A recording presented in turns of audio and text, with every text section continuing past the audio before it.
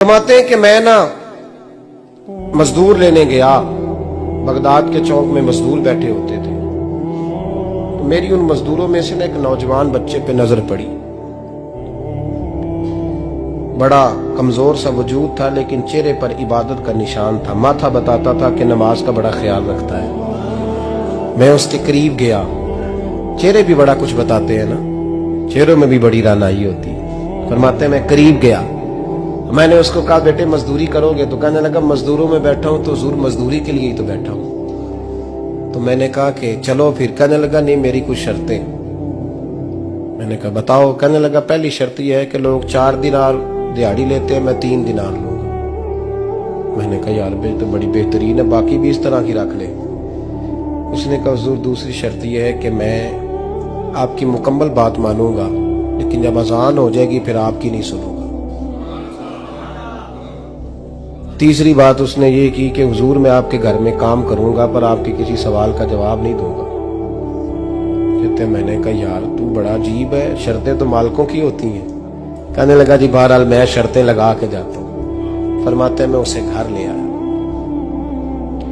काम मैंने उसको बताया, तो जो काम मजदूर सारे दिन में करता है ना उसने 2 घंटे में कर दिया। हमारे मजदूर सिगरेट पीने में भी तो आधा घंटा लगाते हैं, वो चाय पीने जाएं तो पौना घंटा वहां। उनको भी तो ध्यानदारी करनी चाहिए कि नहीं करनी चाहिए?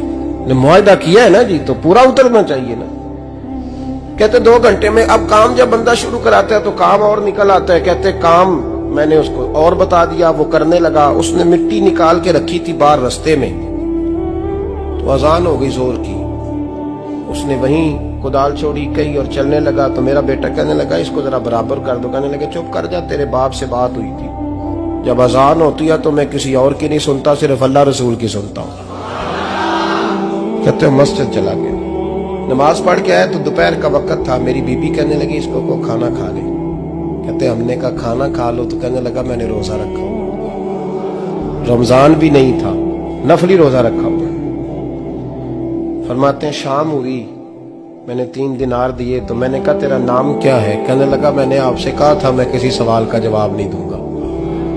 तो वो चला गया। अगले दिन मैं फिर लेने गया उसे, काम कुछ और निकल आए, तो लोगों ने बताया वो सिर्फ हफ्ते वाले दिन आता है। मैंने कहा क्यों? कहने लगे जी वो कहता है मेरा हफ्ते का खर्चा 3 दिनार है, जब 3 दिनार कमा लेता हूं तो बाकी सारा टाइम अल्लाह रसूल की जिक्र में गुजार दिया करता हूं। फरमाते हैं जी अगले हफ्ते मैं फिर लेने गया, मैंने पूरा हफ्ता इंतजार किया कि काम उसी से कराना है। मैं जब गया तो मैंने कहा चलो। वो कहने लगा मेरी शर्तें याद है ना? और मैंने कहा याद है भाई, साथ चल। फरमाते हैं काम कराया, 2-3 हफ्ते वो आता रहा।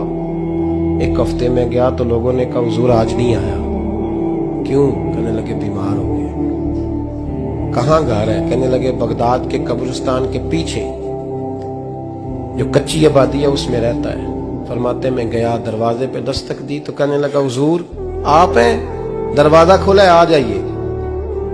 फरमाते हैं मैं अंदर गया तो मैंने कहा तुम्हें कैसे पता चला मैं आया हूं? कहने लगा हुजूर अल्लाह वाले हो, आप नहीं आना था, वरना अमीर तो गरीबों का पता लेने कोई नहीं आते।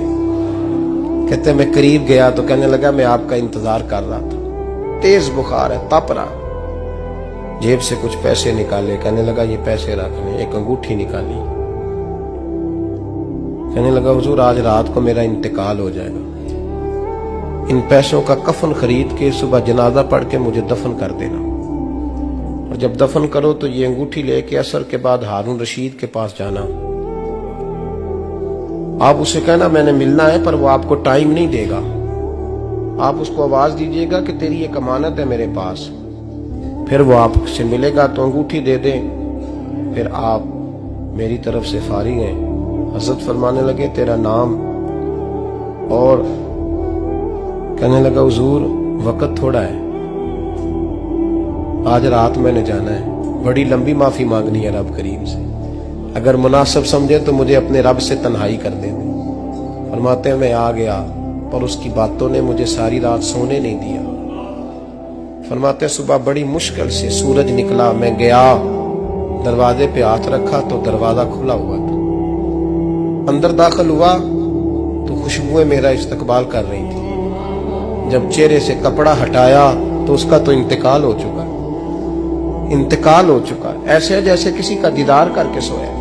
कहते मैं तो 2 आदमी ले गया था जनाजे पे, पर पता नहीं दुनिया किधर किधर से आई, कहां कहां से। अखां जदों मीटियां जमाना मैनू रोवेगा, अपना ते अपना बेगाना मैनू रोवेगा। फरमाते हैं मैं तो 2 बंदे ले गया था, पर पता नहीं मखलूक कहां कहां से आई। जनाजा पड़ा, दफन किया। हारून रशीद के पास में असर के बाद गया, मैंने बुलाना चाहा पर बादशाह था, मेरी तरफ देखा ही नहीं। मैंने उसको कहा तेरी ये अमानत मेरे पास है। फरमाते हैं वो मुझे कोने पे ले गया, क्या बात है, कमरे में बुलाया, मैंने अंगूठी दी। हारून रशीद तो चीखे मारने लगा, कहने लगा अंगूठी वाला कहाँ है? मैंने कहा वो तो इंतकाल कर गया। कहने लगा मुझे कब्र पे ले चल। कहते मैं कब्र पे लाया तो वो लेट गया, तड़प के रोने लगा। मैंने कहा मेरा कलेजा फट जाएगा, ना उसने कुछ बताया ना तूने बताया, ये कौन था? तो हारून रशीद कहने लगा ये मेरा बेटा था। मैंने कहा तेरा बेटा और मजदूर? कहने लगा हुजूर ये हजरत दाऊद ताई के पास बैठा करता था, उनका मुरीद था, मुझे रोज कहता था अब्बा तूने बड़ी दुनिया इकट्ठी कर ली है, मरते वक्त तुझसे टांगे समेटी नहीं जाएंगी, इतना हिसाब नहीं तू दे सकेगा। मैं इसको समझा देता, इसकी अम्मा समझा देती। ये रोज हमें कहता छोड़ दो, आ जाओ अल्लाह रसूल की बारगाह में झुक जाएं। हम समझ। एक दिन ये चला गया, कहने लगा फिर तुम्हारा रास्ता और है और मेरा रास्ता और है। ये सोने की अंगूठी गलती से इसके पास रह गई, गलती से हीरे की अंगूठी चली गई। कहने लगा देखो मेरे बेटे ने आज वो भी वापस कर दी है। फिर तड़प के कहने लगा हारून रशीद था तो ये मेरा बेटा, पर मेरा मुर्शद निकला, मेरा पीर निकला। भाई जिंदगी तो बड़ी थोड़ी है ना। बाबा साहब ने कहा था उठ फरीदा सुत्या, और दाढ़ी आ गया ही पूर, अग्गा नेड़े आ गया, पिछा रह गया ही दूर। उठ फरीदा सुत्या खलकत वेखन जा, मते कोई मिल जाई बख्शिया ते तू ही बख्शिया जा। उठ फरीदा सुत्या झाड़ू दे मसीत, तू सुते रब जागदा, तेरी डाडे नाल परीत। मेरा रब हमें भी अपनी बारगाह में कबूल फरमा।